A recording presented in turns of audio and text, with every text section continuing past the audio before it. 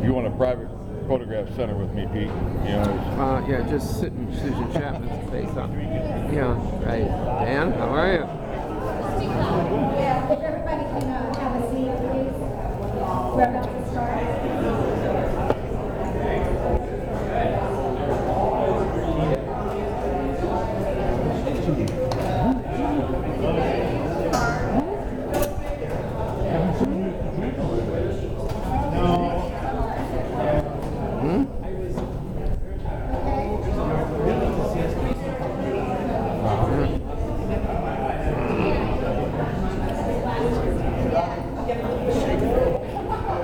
Good evening, everyone.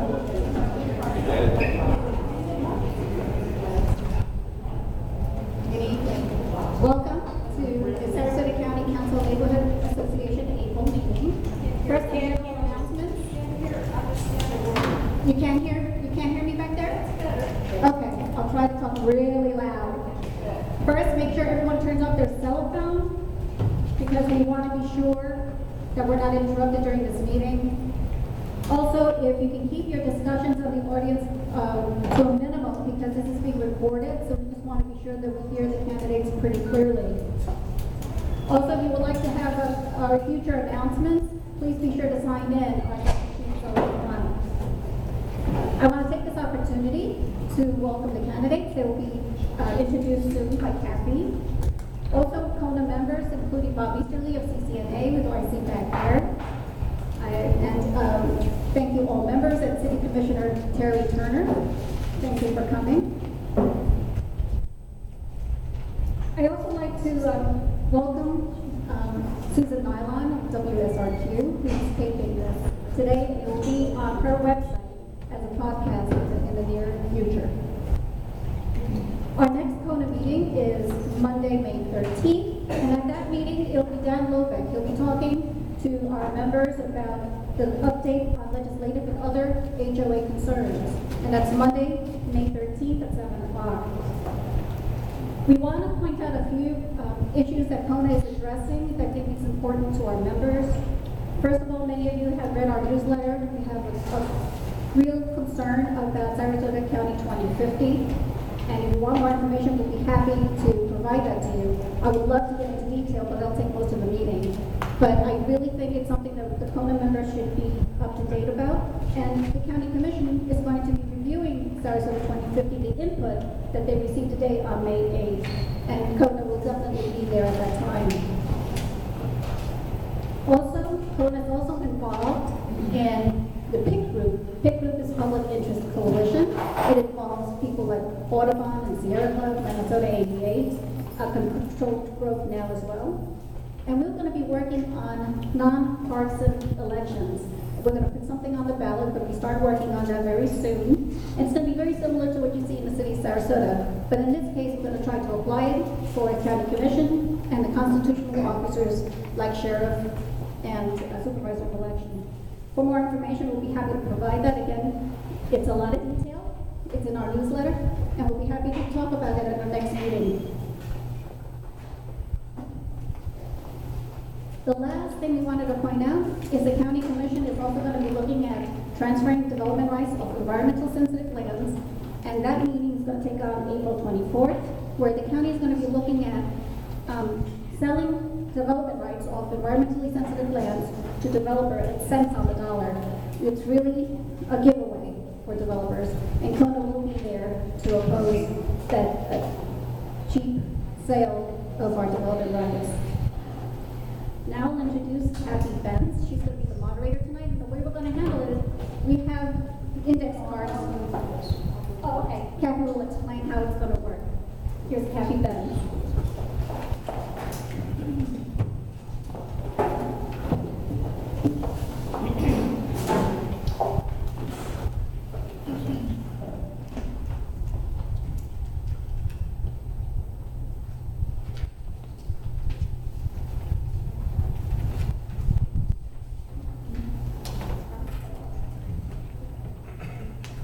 Good evening, thank you for coming. The candidates for the CONA Forum tonight are the three top vote getters from the primary city election in March. Two of them will be selected in the runoff election to take the open seats for at-large commissioners. In their finishing order, from the 6,153 ballots cast during the primary are Susan Chapman, Suzanne Atwell, and Richard Dorfman. Susan Chapman has been a practicing attorney since 1978. She moved to Sarasota in 1989. She has served on and chaired the City Planning Board and the Police Advisory Board. She also has served as president or chair of numerous local organizations and has won many leadership awards and professional honors. Suzanne Atwell began her career in Washington, D.C. during 1985 with an advocacy organization for community colleges. She moved to Sarasota in 1994 and began working as a mental health counselor in 2005. She served on and chaired the City Human Relations Board and has been a member of many local organizations. Since 2009, she has served the city as an at-large commissioner and has been selected by the commission to serve as honorary mayor twice. Richard Dorfman worked in the sports industry from 1989 to 2009, specializing in acquisition, sale, and distribution of television rights. He moved to Sarasota permanently in 2009 and ran in the primary for the District 1 Commission seat in 2011, but failed to qualify for the runoff. He briefly hosted a program on a local radio station, WWPR. He has served on the county sports commission. He serves on some boards of international communications and media organizations. The forum will begin with 2 questions answered by all candidates, followed on a rotating basis by 6 questions each for a single candidate, some very particular and some general. Those will be followed by 2 final questions for all of the candidates prepared by CONA. Timing will be imposed if necessary by the moderator. Time permitting, written questions will be asked by the moderator on new topics submitted by representatives to CONA from our 72-member organizations and members of the public attending tonight. We have index cards available. Just raise your hand if you want one. Bill Zoller and Jerry Stormville will be gathering those questions, and Jerry will time answers for those questions, imposing a 2-minute limit to the questions. For all of the candidates, and I'm going to start with Suzanne. In a recent SRQ magazine article, Richard Dorfman was quoted as saying, "We will hopefully have 3 votes to get us out of the morass of indecision," in reference to his anticipated commission alliance composed of Paul Carajula, Richard Dorfman, and Suzanne Atwell. If you agree that the commission has been indecisive, explain why. I think there have been a lot of, obviously, I've been here 4 years, we've had a lot of 3-2 votes. Some of them didn't go the way I wanted, some of them did. As far as an alliance or a team, first of all, my campaign, I am running in my own lane. Yes, in the SRQ and in another one also, by deductive reasoning, it came to be that, yes, a lot of the issues that I hold near and dear, a lot of the issues that I want to move forward in this community jived a little bit with Mr. Dorfman. Absolutely, not every one of them, but that was a piece of deductive reasoning that determined that we were maybe running as a team. And that's not what this is all about. I'm running as an independent here, a centrist. And I gotta tell you, and I think you'll probably see as we move along with a lot of things, especially with my endorsements, with my campaign, with my history on the commission, that I bring bring that kind of centrist role, because we all here we are running for office. We are all candidates, and we're looking at policy issues on the edge to get elected. When you get elected, as I've been elected, I'm the only incumbent here. You got to govern from the center, and I try to keep that going. The question is, if you agree that the commission has been indecisive, please explain why.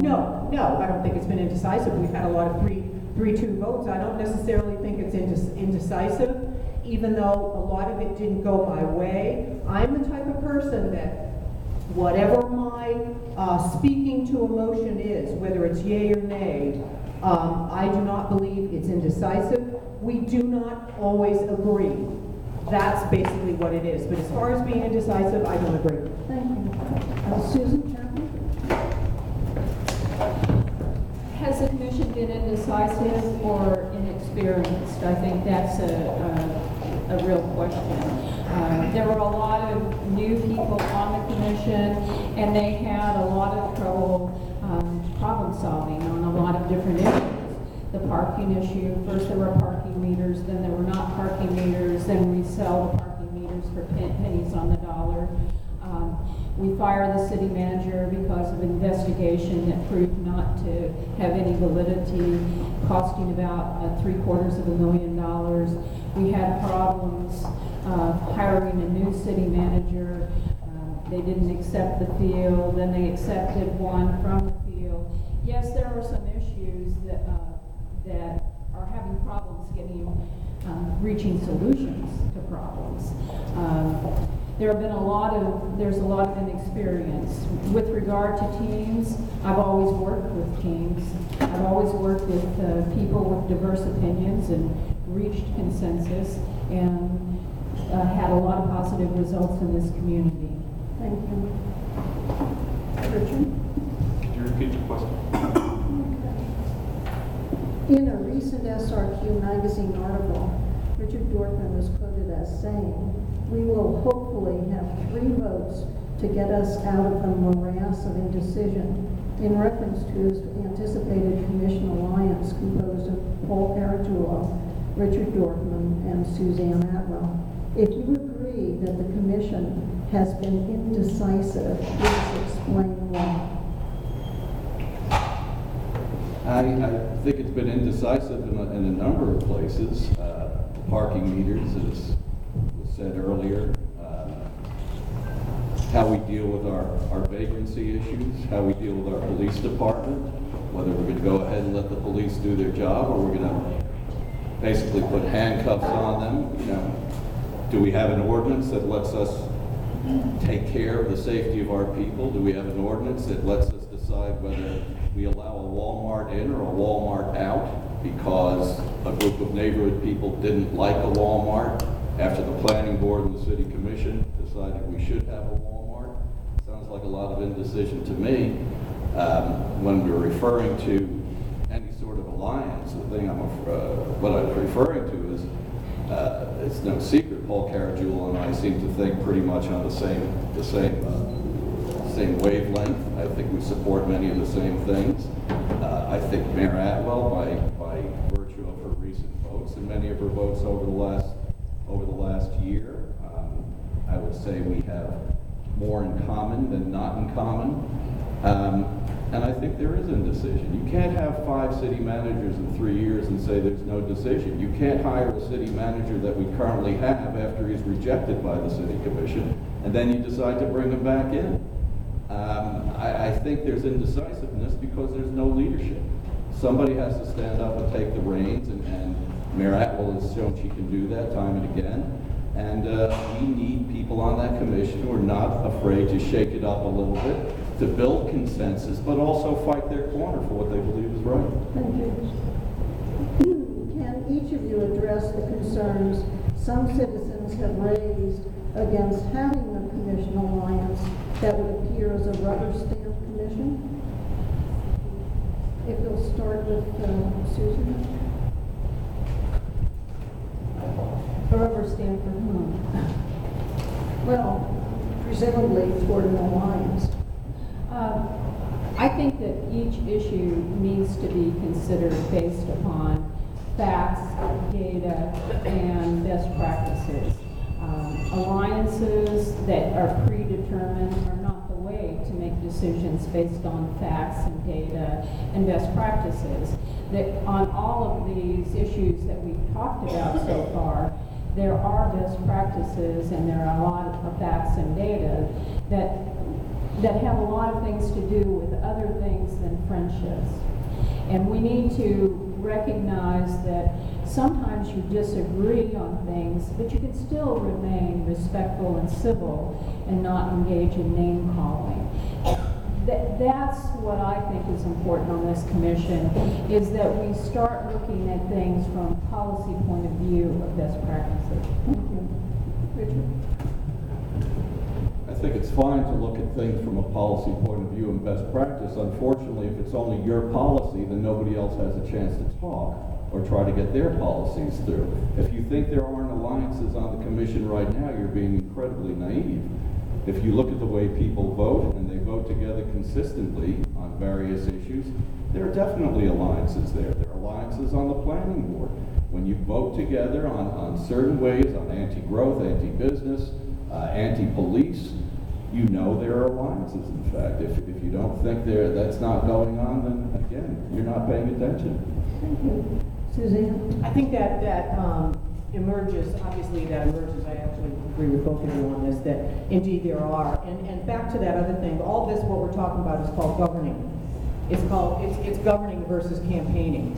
When you campaign here and you talk about what you're going to do and what votes, what policies, you're talking on the edge, but when you get on the commission, it's through the center. But yeah, we're not naive enough to know that I read votes well. I know, maybe that's a part of my background. I know people. I can tell pretty quickly where the votes are going. And yes, we do have certain, if you want to say alliances, we think, well, okay, we're going there. I already know it's going to be 3-2. Sometimes you can change your vote. That's the power of deliberation. We probably need to deliberate more. I hear that. But believe me, there will be a little bit of that alliance, but a little bit of deliberation, and hopefully that at some point you can change someone's mind. But we need to always remember that when we're up there, we're one of 5, and it's about governing. Thank you. Suzanne, I'm going to start the individual questions with you. Reacting to your advocacy of parking meters, your very public statement about being afraid to walk downtown, and your decision to remove park benches from 5 Points Park, some business owners were prompted to write letters to the editor that stated, "We have a person trying to drive away our poor customers, and Sarasota Mayor Suzanne Atwell is bad for downtown business." How can you justify your decisions and statements? Oh, I got a lot of just the opposite letters, by the way, on that. Look, no one wants to go to a park where there aren't benches in it. This situation reached a critical mass for us. All 5 of us, by the way, on the commission. All 5 of us. This was at a point where people would say, I can't even come in after the theater and come sit down. Nobody could. I couldn't. Personal space issues were attacked all the time. We had to do something. I've been also asked, would you put the benches back? I will say yes. I don't know when, but with a lot of the homeless issues that we are going to be dealing with, I hope that is an eventuality. But that difference, and as far as being back to downtown business, I've heard just the opposite, that things have been cleaned up. Susan, you have been described as uncompromising and overreaching, and yet politically perceptive and a very vigorous advocate. As a commissioner, how will you be able to build consensus and bridge the divisiveness between Sarasota neighborhoods and its business community, and what evidence can you offer that you will be able to work constructively with your fellow commissioners? Well, first of all, that's how I've always worked with teams. I've had a lot of long-term relationships on a lot of different organizations and worked with a lot of diverse teams through a lot of controversial issues. When I came onto the board of the Mental Health Community Centers, they had given up their corporate status. They were about to close their doors, and there were a lot of of different people who said that it wasn't a viable standalone agency. And I worked with them for a number of years, and now they are the viable standalone agency for people with mental illness.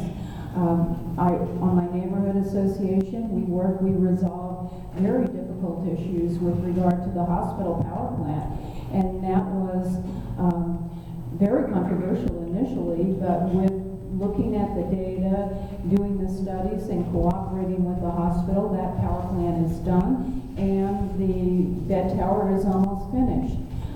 I have worked with people consistently. Yes, have I been a strong advocate for people in this community, and I will say that I'm not ashamed that I've been a strong advocate for people. I would say in terms of my advocacy, though, I haven't gone out and injected myself. I've come in to work with people on problems when they have asked. And we've worked and we've resolved a lot of different problems, and that's my history really in this community.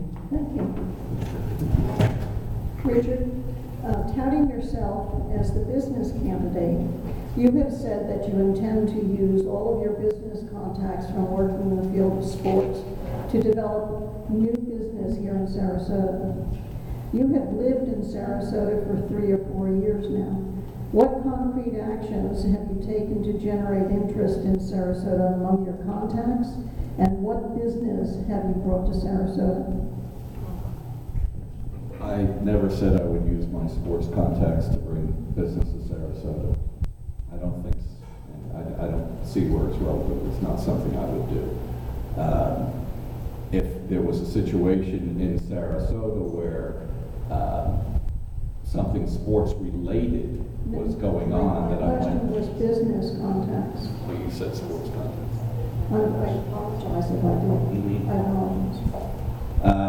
My business contacts throughout the business community have expressed interest in doing things in Sarasota.